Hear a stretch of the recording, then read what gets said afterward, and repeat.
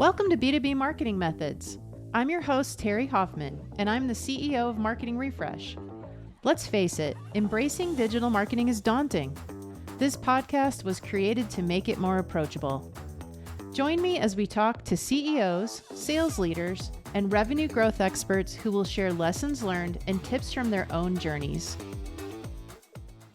Welcome to another episode of B2B Marketing Methods. Today, I have a guest who's named Craig Baldwin. Craig is the founder and one of the partners in a firm called Upsourced Accounting. You might be wondering, Terri, why do you have an accounting person on a marketing podcast? You're going to find out. It's going to be like a little twists and turns in the conversation. One of the reasons I wanted to have Craig on as a guest is because he has an amazingly unique perspective. I'm going to let him introduce his firm and tell you a little bit about his background, but some of the points we're going to be talking about during the episode are pipeline management, pipeline hygiene. We're talking about sales pipelines here, nothing to do with your financial statements. Prospecting, we're going to be talking about lead generation. We're going to be talking about deal generation, and he's going to explain why. He has a unique perspective on all those different topic areas. Once again, thanks for coming today to join me, Craig. Welcome to the podcast. Thank you, Terri. Yeah, I really appreciate it. It's great to be with you. I have a accounting educational background, worked in public accounting for a couple of years. Not a great fit for my personality, I would say, and just quit. Terrible idea. I remember my mentor calling me at the time saying, "Hey, this is a bad idea. Are you sure you want to do this?"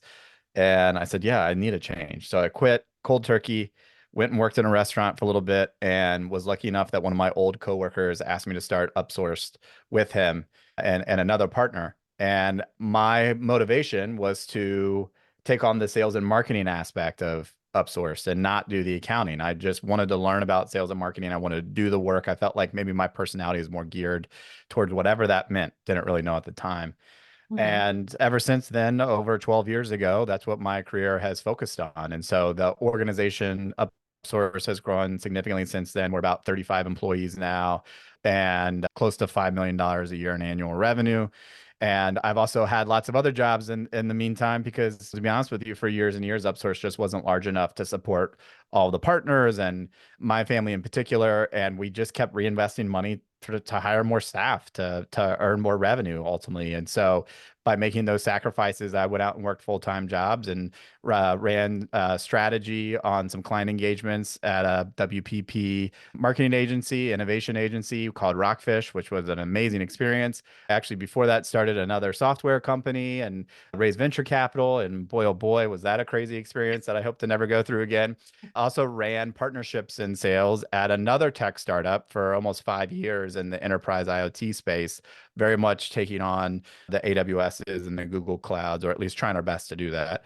And Wait, where was for the last that? What was the name of that that that business? that was an organization called Losant. Okay. It was a small but mighty IoT platform company that's still around in Cincinnati, Ohio, where I was at the time. Amazing founding team who knew how to build great products. And that's really where I learned enterprise sales. How do you go out and close 6-figure, 7-figure deals? How do you harvest relationships from nothing? How do you have 12 to 18 month long contract lead times, that type of thing? That was a totally different industry area focus that I was not familiar with. And I went out and got those skills. And fortunately, because I was at a really small company, I was just kind of thrown into the fire. And so I had to learn on the go. That was a really great experience. And then I was recruited away from there to go run a consulting team at a very large BPO professional service company called Concentrix.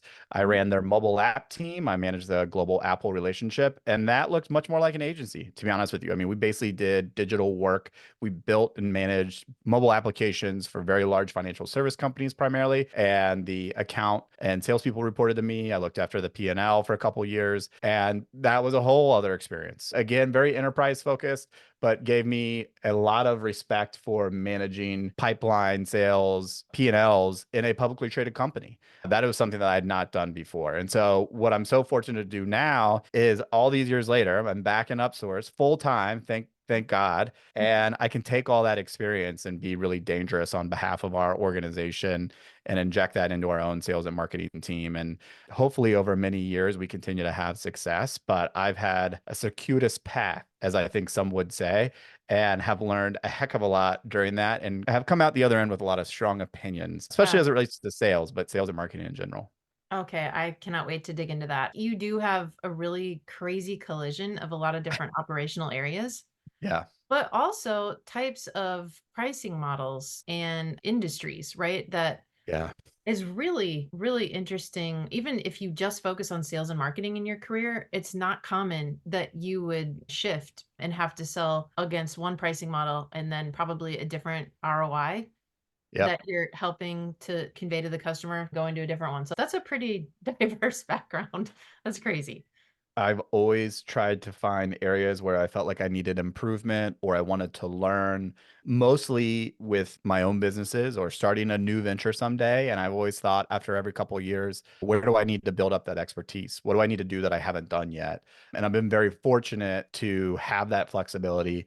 Very fortunate. My wife, God love her, has a great job, great corporate job. And so that's allowed me to take some risks that maybe the average person would not be able to. Mhm. Thankfully, when I left my job in public accounting, I had no family, no kids, no responsibilities. All I had to do was afford rent. So that was a great time to do that. But yeah, I've always tried to focus on how do I build my skills for a future which is unknown, I think, for all of us, and would lead to success in my own ventures or maybe a new venture that I haven't even thought about yet. Yeah. Oh my gosh, you definitely have that entrepreneurial spirit. There's no Yeah. question. So I want to dig into some of the topics we are going to cover later on. I'd really like to ask you about how you've taught yourself or where you've gotten some of your learning, because I think that's something important for our audience, even. But let's start with pipelines. One thing that I think is always at the core of all of the different topics we're going to cover is CRM. There needs to be some system for accountability around all of these concepts in a go-to-market strategy, whether it's pipeline management, hygiene, which I love that you mentioned pipeline hygiene because no one Yeah. talks about that enough. That's Yep. not discussed enough, right? Yep. How did you develop a framework or system to view pipeline management? And do you think that's important? That's incredibly important. I think it's the single most important thing for any sales leader. That is to say, if you're managing a sales team or if you're responsible for a large number to a leadership team or an organization, because ultimately that's the best way to drive performance overall. Well, I'll take a step back and say when I got into the world where I was managing deal by deal, and this was a little bit after we started Upsource, because when we first started Upsource, we had a quote unquote pipeline. I was taking coffees with people. I was just trying to find business. I didn't even know what that meant. Anywhere I could find it, we would get it, or maybe somebody filled out our website. So in that world, we were having sales conversations, we were closing deals, but because we were starting from scratch, we didn't really think about this ongoing business need and meeting a number. We were happy to get any deal we could get. Yeah. When I moved further along in my career and I was managing partnerships at Losant and then for a short period of time sales before I left, I just noticed a lot of things. I noticed a lot of behavioral things from our sales team, from myself, from my partnership team. And because we were a venture-backed startup, managing those deals, reporting on those deals in an accurate manner to our leadership team, staying consistent in that reporting and showing that performance to the best that I could month over month, quarter over quarter. That stuff is imperative, right? I mean, anybody who works in sales and marketing knows that nothing is given. Like we can say all day long that we know where the next deal will come from, or we know that we can drive leads on a website. Nobody knows that for certain. I always say when my team at Upsource even asked me like, how likely is it that deal's going to close? And I said, well, if I knew the answer to that, I wouldn't have to work here, right? It doesn't exist. And so because of that, there are averages that occur over time, right? I know that I'm depending on an expected outcome given my experience. And so, in order to have that expected outcome, though, I have to do a number of activities, the wherewithal to be detailed enough or have enough rigor to Yeah. know that I need to make this many calls or send this many emails or have this many meetings or send out this many proposals. And if I don't do those basics, and this is strictly speaking in sales context, I probably won't get that number that I need to get, right? And a Yeah. lot of people overlook that. That is so remedial to many in sales, but to track that activity, to manage that activity, to optimize for it over time, if you do not have accurate and timely deal information in your pipeline, that's killer. That's a recipe for disaster because that moment that you show a couple quarters in a row, you can't hit the number. You are falling short. You promised a deal was going to close and it never did. Yeah. Nobody wants to work with that sales leader, right? And so I'm always fighting that outcome. I'm trying to be the person that everyone can rely on. I'm trying to be the person who can meet the number and exceed it. In order to do that, you have to have the discipline, the rigor, not only for yourself as a sales leader, but that has to be expressed to the rest of the team. And they have to understand that and feel that and really feel that weight, that pressure. It's an expectation, I think, for a sales team. And if Yeah. you can instill that in your team, that gives you such a better foundation to operate from. I saw many sales reps who would promise the next big deal that was going to close, and they would do it quarter over quarter. And of course, that deal never closed, but they held on to their job for a little bit longer, right? Yeah. And so there are some people that just rely on the narrative to stick around. And that's true in marketing as well. People can spin a lot of different stories from a marketing perspective without tying it to the actual ROI, right? I mean, I think we've all seen that Right. type of behavior. What I want to do is say, look at the deals we won, look at the revenue we've produced. Look at the repeatable pipeline I've produced over the last 3, 4, 5, 10 years. That's the type of person I want to be because that's the type of people that my business partners want to rely on. And I rely on them to do the same thing in their own areas of the business that they focus on, right? But for Yeah. salespeople, not for the most professional sales teams, this is old hat, I think, for many of them. But there's a lot of folks in small to medium sized businesses who do not appreciate the amount of rigor it takes to manage a really great sales team and to produce the results that are expected of them and to do it day in and day out. You said something really big there that is something that I really try to use as like a piece of content or an angle is that you apply this type of rigor to almost every other part of your business, right? You produce a financial statement or several financial statements every month. You have people on your operational team look at time usage. How many wasted products did we have that we had to Yep. throw out or scrap? How many days do we have inventory? Yep. How long does it take a client to pay us, right? There's all of these pieces of data that are tracked in a rigorous way. Why aren't you doing that or expecting that from your sales and marketing team? Your go to market team should be held accountable to the same type of metrics. And the only way that you can really track that effectively at scale is through some type of system. I love that you're kind of reinforcing that mindset. I think people really undervalue it, and I see that particularly in B2B industrial businesses because a lot of times you end up with that great relationship builder who's just been in the industry for a long time. And I am not knocking that person. That is a great person to have on your team, right? Yep. But how do you scale that when that Right. person retires or leaves, or you're trying to grow your business and one person can only bring in so much, right? Yeah, and I think what you're talking about is how do you build repeatability within your organization and Yeah. And specifically in the sales and predictability. marketing function, right? And I've seen this a lot in businesses that I've worked in, but also businesses I've consulted with. These are organizations who've just done things the same old way, and they have salespeople who manage everything. Maybe they have a very small marketing team or no marketing team at all. They have salespeople who've been in the industry for 20, 25 years. They pick up a bunch of business cards and that's how they produce leads, and then they make calls and that leads to business, and they just know everybody in the industry, and somehow or another that person or maybe the team even meets that number, right? Mhm. But when you ask the CEO or the leader of that business, well, how do you do it? They'll say, oh, I don't know. Well, it's just we've got some folks who've been doing it for a long time, right? Right. That make me really nervous as a business owner Yeah. because I want to know precisely how we're doing it. I want to know precisely how we're getting better at it. I want to know precisely what our plans to try new things and to get better in the future and to future proof our go-to-market methods, especially in the world that we live in today. And so I'm constantly trying to implement a playbook that is always evolving, always changing, always getting better to the extent that we can do that. And I'm always placing bets, whether that's in outbound sales or marketing activities or partnerships. I'm placing these bets and carefully watching their quote unquote ROI any given point in time. And then that's indicating to me on a future looking basis, where do I need to invest my time, money, et cetera? And that can shift month to month, year to year. The really important thing is to kind of have that scientific mindset and deploy the scientific method when you're doing this type of work. But again, this takes rigor. This takes really good data. This takes accountability from your team members. And a lot of that is just inconvenient to people, right? Like how many times after a long day, you're like, I don't want to step on the scale today. Like, I don't know. I don't Yeah. want to know how much I weigh. It's those types of people or that mindset, I should say, that do not make good salespeople, right?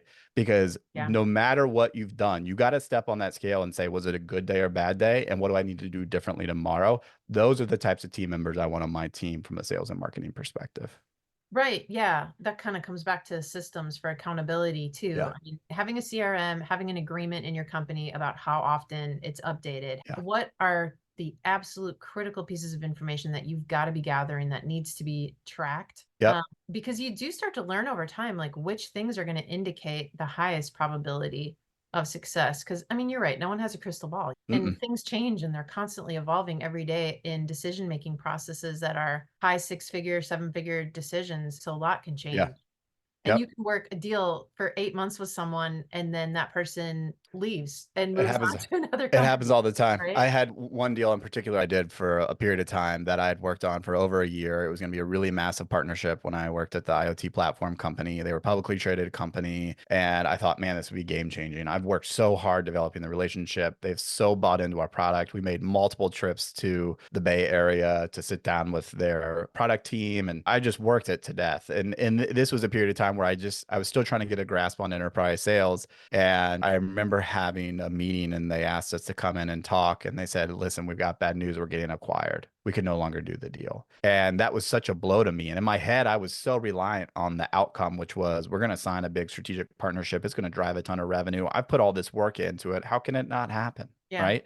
But I think as any sales professional who's been around for a while knows, you can't count on anything until the ink is dry. And even then, sometimes things come up, right? And so I try to remain extremely humble. I set low expectations the best I can, but I'm very Yeah. aggressive. And I'm not going to count any chickens before they're hatched because that just leads to bad habits and bad behavior. And I don't want to get sloppy. And I really, like I said, I try to instill that in my team.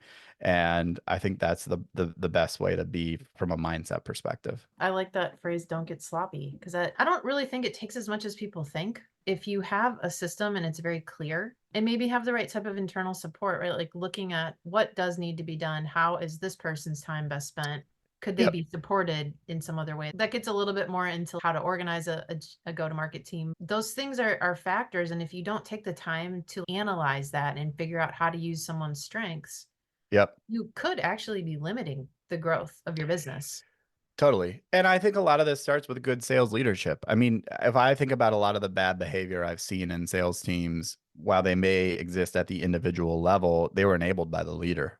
It's kind of like the principal office effect when you have to have that weekly or monthly meeting with your sales leader and say, like, oh, that deal fell through. We're not going to get it. Yeah. Or what I promised you was going to happen is not going to happen. And a lot of people avoid, which is problematic in its own right. But poor sales leaders enable that behavior. They say, oh, that's okay. Don't worry about it. Or the inverse, which I've experienced as well, is they are belligerent. They are constantly anxiety inducing and yelling at their staff and taking out every single problem. I think good leaders are supposed to keep problems and challenges from going down below them, and the worst leaders actually push them down, right? Yeah. And so it really starts with the leadership. I think really good leadership will say, hey, did we miss the number because of something we did, or was it an external factor? If it was something we did, how can we evaluate the outcome and how can we improve for the next time?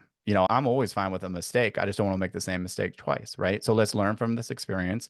Let's improve. And I know the next time you'll do better. And if you don't, then we're going to have a different conversation, but that's for then, not today, right? Yeah. Those are the types of conversations I think sales leaders should be having with their sales team or their reps. But it starts at the top. I think, like any organization, it starts at the top. That sales leader has to set the tone. And then you have to create an environment where sales reps and individual salespeople know that they're going to be held to account, know the expectation is to have good and accurate data in the pipeline, but also know they're going to be supported, to not act with fear. And that's hard. That's hard in every environment. We all live in this world now where our bosses, our leaders, our shareholders are demanding now, more, more, more. The best part about business is when you can create an environment where you don't have to think about those things and you're still successful. I don't want to have that type of energy in my organization. If we create the right culture and the right environment and treat people the right way, I never have to worry about that imminent threat from external forces or going out of business or losing business.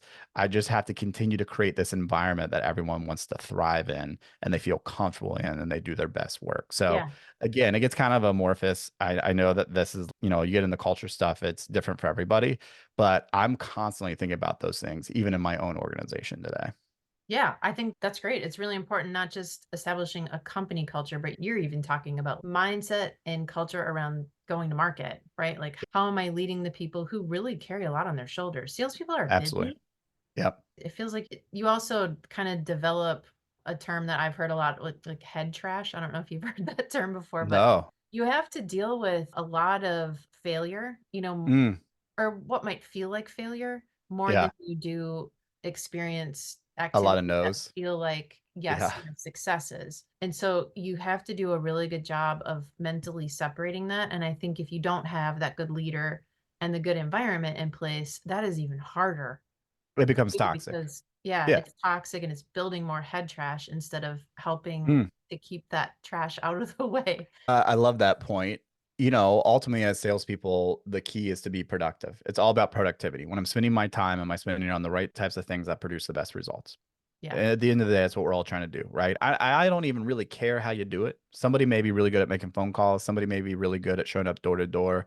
Somebody may be really good at not doing any of those things, and they just meet some people at a conference every time, and they keep meeting their numbers. Everyone stylistically has their own way of getting it done, and I don't want to interrupt that. However, I do need them to be productive or enable them to be productive because that's what it's all about. And if they're good at what they do, I need to think about how can I enable them to outperform because it's the outperformers that are really going to drive a lot of our success from a revenue perspective.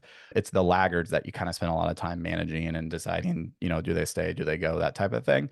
Yeah. But I agree with you 100%. It's about getting people to focus on the things that matter and to not focus on the things that don't. But to your point, in a world of sales and marketing, this is why the hygiene is so important. I was just It's about to say, so you're like bleeding right over to pipeline hygiene. it's so easy to feign production. It's so easy to say, well, we've produced this many blog posts, Yeah. or hey, I made 1,000 calls last month. It just hasn't yielded yet, right? It's very easy in our profession to point to the activity, but not the result. I want Absolutely. to do both. I want the Yeah. result, and then I want to go look at the activity and understand what is driving the result. How do we do more of that? How do we get better at that? Should we try some other things to diversify our approach, right? A really compelling sales and marketing team. Those are the conversations they're having. It's not like, hey, we went to a bunch of events Yeah. and, we met a lot of people. No sales conversations, but it was great brand awareness. Well, okay, that's great. But as a sales leader, I need more than that, right? So you always got to toe that line. I certainly understand from a marketing perspective, making those investments, sort of like the farming aspect Yeah. of marketing as a part of that. You got to plant the seeds. But as sales professionals, don't come to me with your activity, come to me with your results, and then we can talk about what activity led to those results and how to get better at it.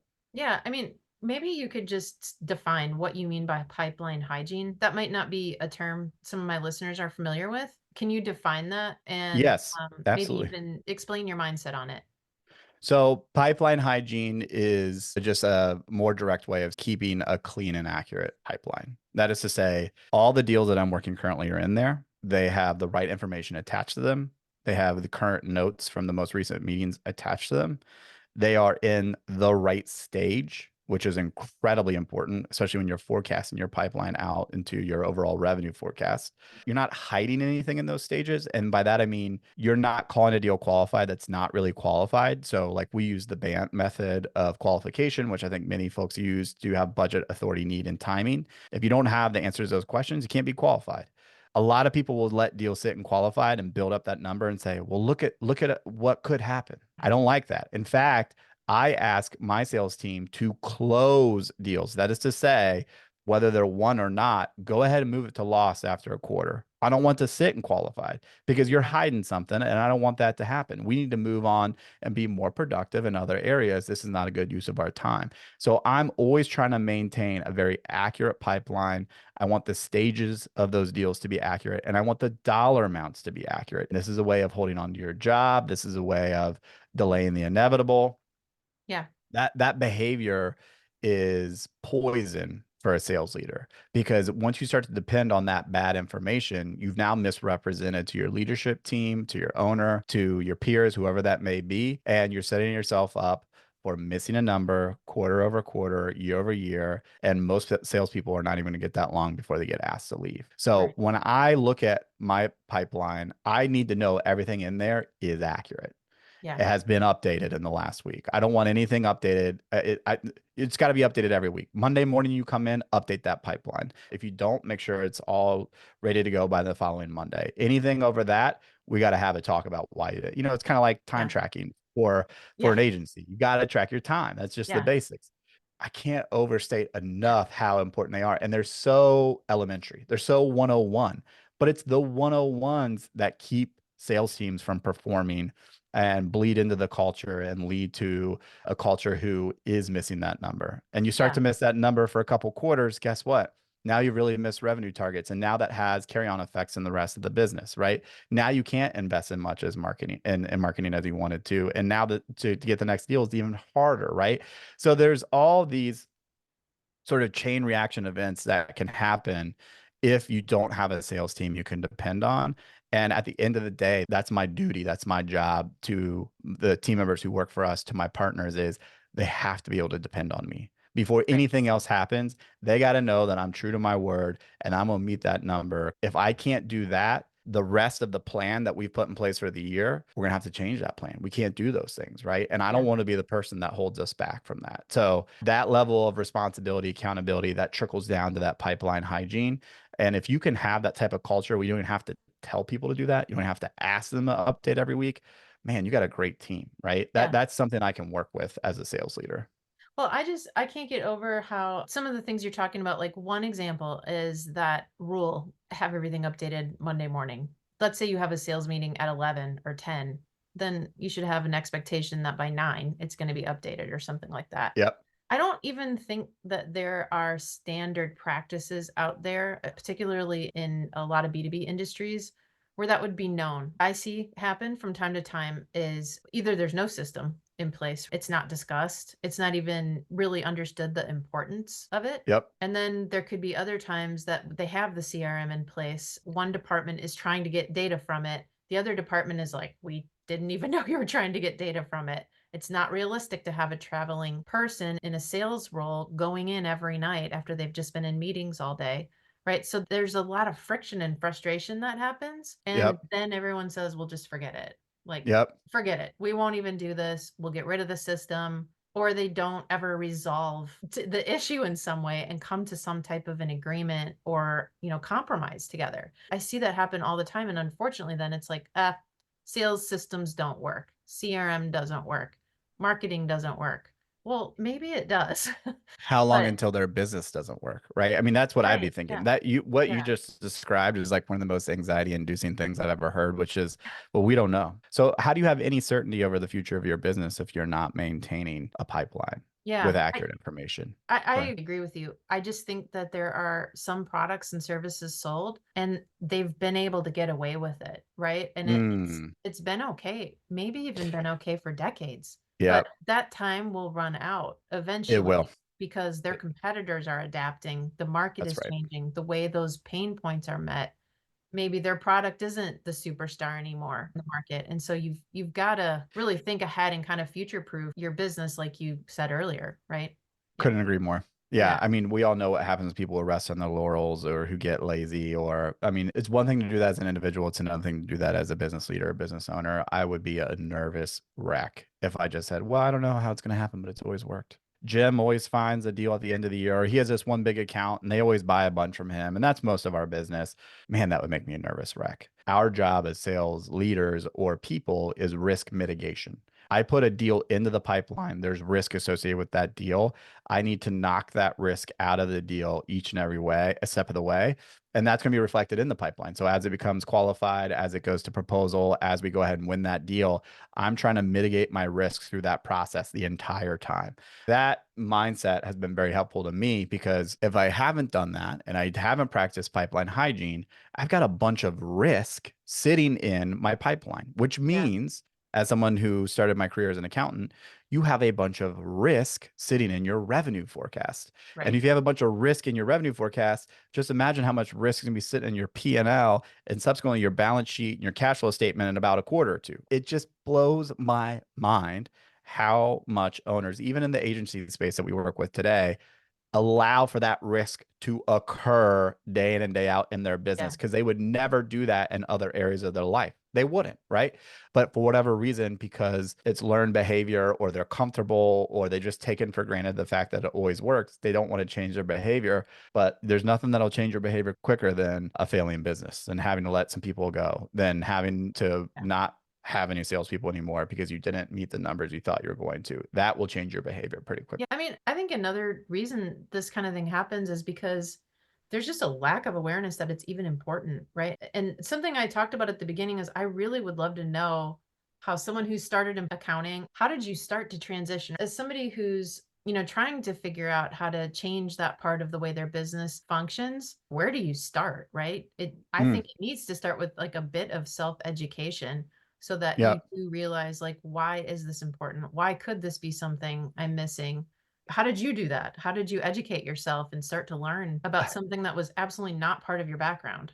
My path is never conventional. Both my parents were public school teachers, Mhm. and we lived in a very blue collar town. And I'm the That's only funny. person with a college degree in any part of my family that was not a high school teacher. They've all been high school teachers. Okay. So, and I love my parents dearly, but I always thought, and the one thing my dad always said to me is, you got to go make more money than we did.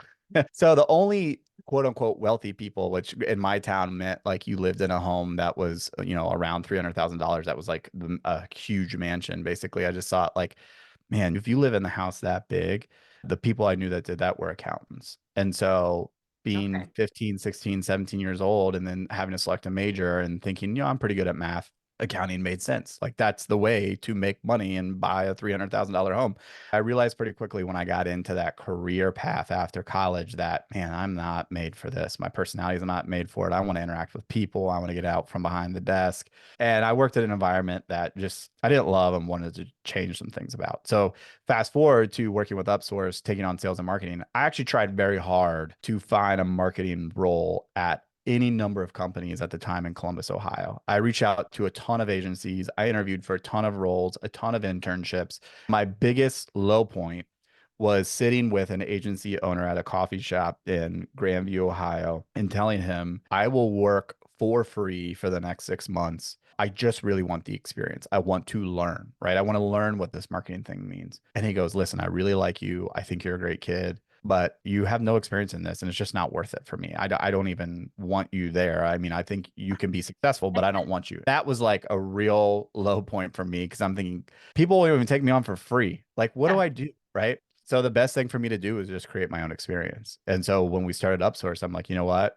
I don't know what sales and marketing is, but I'm gonna go try to find a deal. I'm gonna go try to sell my first deal. I'm gonna try to find my first customer. I'm gonna figure out how to price it. We're gonna try to get them to sign on the dotted line. And within a month, we did. And I'm like, okay, well, I found that person online. I reached out to them on social media. I got the meeting and they signed with us. Let me do that again, right? Your accounting brain kicked in then. What were the steps I took? 100%. And Yeah. then Yeah. of course, pretty quickly you spreadsheet it out and you say, Yeah. okay, well, if I want to get this many deals, I probably need to do this many meetings and I need this many coffees or lunches, or I should meet this many people. And then I applied the same thing to our website and trying to push traffic to the website and trying to get press releases and all these things. And then I did that subsequently at the tech company that we started. But I always had to make my own experience because nobody ever wanted me on their team. I'm not conventional. Salespeople have to deal with a lot of no's. I Yeah. will slam my head against the wall until there's no tomorrow just to get it done. Like I am a very stubborn person. I will work for a longer period of time. I will work really hard Mhm. and I need a longer time horizon to be successful, but I know with a long enough time horizon, I will be more successful. Like I Yeah. give me a long time horizon, I like my odds, right? Yeah. And that's just because I'm going to get up and work every day. And over time, I think I can find the answer. Yeah. So that was the approach I took with sales and marketing. And now I'm 36 years old and I'm thinking like, I feel very confident in my ability to do these things and to make these decisions and judgments and to be in front of these people and to take these meetings, right? And so there's this nice thing that happens in the middle of your career, I think, for many people, which is that inner voice in their head that said, you don't belong here kind of goes away. Yeah. And now you get the, well, yeah, I do belong here. And now I'm going to help a bunch of other people too. Right. Yeah. That combined with the experiences I've had and the work ethic I've developed has helped me tremendously into Yeah. It being sounds like it. whatever sales and marketing professional I am today. But it helps to be really good with spreadsheets and to be very, I don't want to say data driven, that term's used a lot, but I have observations. I certainly act with my instinct, but I tried to confirm what I'm seeing with the data so that I don't make any wild guesses or do anything that's out of the norm, right? So I'm always Yeah. trying to blend the two of instinct and hard data. And I think that's where most really successful professionals live. Because with Yeah. enough experience, we can all make really good judgment calls. We just want to make sure that from time to time, they're not really bad judgment calls, right? Yeah. Well, I Yeah. think this is how we know AI can't replace us, right? In Yeah. any role, but it can help us. It can help us. You may not have meant to do this, and I could be totally misinterpreting something you said, but when I think about prospecting, you kind of have to start with the end in mind and then work your way back in terms of Yep. like developing the rigor for your day in, day out or week in, week out activities. It's like when you described how you started the business, you were like, I want to get a deal. I'm going Hmm. to start doing these things. Hmm. And then it drove you to the deal. And then you went backwards and figured out what I've were done that. those activities I and do how do that I every scale time. them now? We started at Upsourced in 2012, and then I went away from the business for a couple of years. I came back in a fairly large capacity, not until 2017. And in 2017, Upsourced was doing about $500,000 a year in business. So we sell monthly contracts that are fixed fee. So it kind of looks like a SaaS company, but we always think about annual recurring revenue as kind of our metric we think about. At the time, $500,000 in annual recurring revenue. We had 100 clients. They were paying us about an average of $500 a month, give or take. It was hard. We were servicing clients all over the spectrum, bars, restaurants, mom and pop, freelancer, you name it. And we were just kind of delivering them financial statements on the cheap. So when I came back in, one of my partners said, like, it's just too much work. Like, we got to find a better way. Yeah. And I said, okay, well, who do we like servicing? Who are the clients we like the most? And he said, well, I really like agencies. They're great, like great people, creative, different than us, very clean businesses to manage from an accounting and finance perspective. And I said, great. From now on, we only do agencies. I said, how many do we have? He's like, we got like 15. I said, great. So we're going to shed this legacy business over the next couple of years, and we're going to change our messaging, our positioning, our services, our strategy just for agencies. So that was a very big strategic call that we Yeah, it's made. huge. We had one team member who we had hired him at the software company, the startup, and we brought him to the accounting firm because we loved him so much. And he had no accounting background, but he did a little bit of accounting work. And I said, okay, Jimmy, you're done with the accounting. You're now a full-time salesperson again. And I said, here's the blueprint I want you to follow. I want you to send these emails at this cadence. I want you to use this prospecting tool to do email lookups. We're going to get you on LinkedIn Navigator, do all that stuff. I said, keep the messages short but sweet and find the style that works for you. But the whole goal is we got to get on the phone with agencies who are in that phase of looking for a service provider. We're not going to get all of them, but we're going to get some of them. And then we got to get a proposal in front of them. We got to sign them. Right. Yeah. So that was in the end of 2017. Fast forward to today, we're about 4.5 million. And I've got a sales and marketing team who's replicating those efforts. But I started with the end in mind. I said, okay, this is where we're at. How much revenue do I want to do in 2018? I wanted to add like another 300 grand. Well, how am I going to do that? How many deals do I need? How much are they worth? How can I push the average value up? So should we change our services, which we did. So now the average dollar value of a client for us is about $3,000 a month. And we have just over 100 clients. We got about almost 120 right now. So the overall number of clients hasn't changed, but the economics of our business has changed significantly, right? And that was a Right. very strategic decision. Yeah. And to reinforce your point, like I've always started with the end in mind. I just did a 3-year forecast the other day. Like I'm like, okay, well, we are where we are right now. I'm thinking in my head of somewhere in between 10 to 15 million. Mhm. What's the path? And I'm looking at that path all the time. And then I break those raw numbers down into my attribution channels. Okay, well, what am I going to get from my outbound team? What am I going to get from my marketing team? What am I going to get from the partnerships that we've signed? How reasonable is that? What do I need to invest in personnel and activities to make that happen?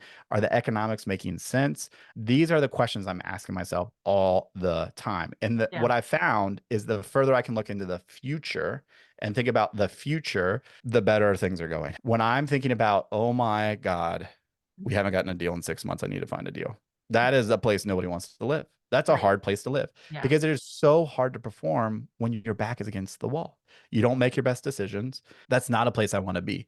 And so my whole mindset is always trying to avoid the moment where my back is against the wall. And I just keep pushing further and further and further out to avoid that feeling. Because by the way, I've had that feeling. I ran a software company. We raised venture capital. We hired a team and we shut it down Yeah. and we didn't give that money back. And we had to go find jobs for those people. And I never want that feeling again the rest of my life. So was I shooting from the hip and willy-nilly and thought I could do everything? Absolutely. I thought I did. And then I was humbled and I realized you're just like everybody else. You need to be diligent, Yeah. rigorous, and roll that ball up the hill every single day. Just make more good decisions than bad, and you'll get to the outcome that you want.